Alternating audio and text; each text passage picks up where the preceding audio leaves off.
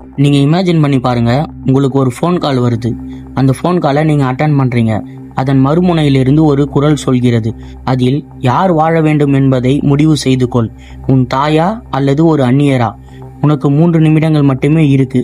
ஒவ்வொரு நொடியும் முக்கியம். அப்போது நீங்கள் என்ன செய்வீர்கள்? அயன் என்பவர் 27 வயதான டாக்ஸி டிரைவர். அன்றிரவு மழை பெய்து கொண்டிருந்ததால் அவருக்கு சவாரி எதுவும் கிடைக்காமல் வீடு திரும்பி கொண்டிருந்தார். அவர் வரும் வழியில் தெருக்கள் வெறிச்சோடி காணப்பட்டது. திடீரென்று அவனுக்கு ஒரு ஃபோன் கால் வருது. அதுவும் அன்னோன் நம்பர்ல இருந்து. அவன் அந்த ஃபோன் காலை அட்டன் பண்றான். அதன் மறுமுனையிலிருந்து ஒரு ரோபோ குரல் சொல்கிறது. உன் அம்மாவை ஒரு கட்டிடத்தில் கடத்தி வைத்துள்ளோம். அந்த இடத்தில் ஒரு கருவி பொருத்தப்பட்டுள்ளது. அது 3 நிமிடங்கள் முடிந்தவுடன் வெடித்துவிடும். உனக்கு ஒரு வாய்ப்பு தான். உன் தாய் அல்லது இந்த கட்டிடத்தில் உனக்கு யாரென்றே தெரியாத ஒரு அந்நியரையும் கடத்தி வைத்துள்ளோம். நீ ஒருவரை மட்டுமே காப்பாற்ற முடியும். நீயே தேர்ந்தெடுத்துக்கொள் என்றது அந்த குரல். இதை கேட்டு அயன் அதிர்ச்சி அடைந்தான். அயன் பேசுவதற்குள் 2 குரல்கள் உதவி கேட்டு அழுவதையும் கேட்கிறான். அவனுடைய தாய் மற்றும் அவன் இதற்கு முன் கேட்டிராத ஒரு குரல். அயன் அருகில் உள்ள ஒரு சிறிய பழைய கட்டிடத்திற்கு விரைந்து செல்கிறான். அந்த கட்டிடத்தின் உள்ளே 2 அறைகள் உள்ளன, பூட்டப்பட்ட நிலையில். ஒவ்வொரு அறையிலும் ஒரு கவுண்டவுன் டைமர் உள்ளது.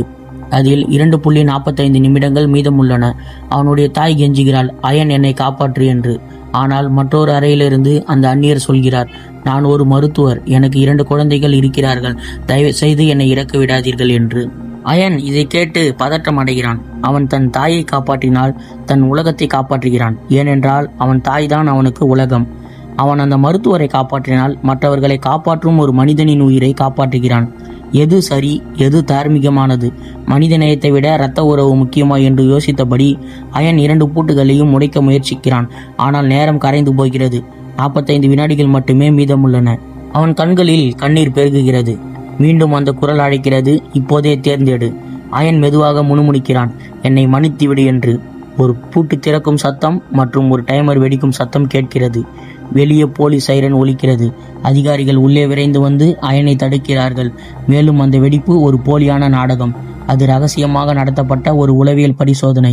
கடுமையான அழுத்தத்தின் கீழ் தார்மீகமாக முடிவு எடுக்கும் திறனை சோதிக்க என்று அந்த போலீஸ் அதிகாரிகள் கூறுகின்றனர். அயன் நடுங்கியபடி கேட்கிறான், ஏன் என்னை தேர்வு செய்தீர்கள் என்று. ஒரு சைக்காலஜிஸ்ட் பதிலளிக்கிறார், நீங்கள் சாதாரண மக்களை பிரதிபலிக்கிறீர்கள். உணர்ச்சிக்கும் ஒழுக்கத்திற்கும் இடையே தேர்வு செய்ய வேண்டிய கட்டாயம் ஏற்படும் போது ஒவ்வொரு மனிதனும் தனது உண்மையான சுயத்தை வெளிப்படுத்துகிறான். எனவே உண்மையான கேள்வி இதுதான், பொது நன்மைக்காக தனிப்பட்ட அன்பை தியாகம் செய்வது தார்மீக ரீதியாக சரியா? குடும்பத்தை தேர்ந்தெடுப்பது சுயநலமா அல்லது மனித இயல்பா? கருத்துக்களில் எனக்கு சொல்லுங்கள். நீங்கள் யாரை காப்பாற்றுவீர்கள்? உங்கள் அன்பிற்குரியவரையா அல்லது 100 கணக்கானோரை காப்பாற்றக்கூடிய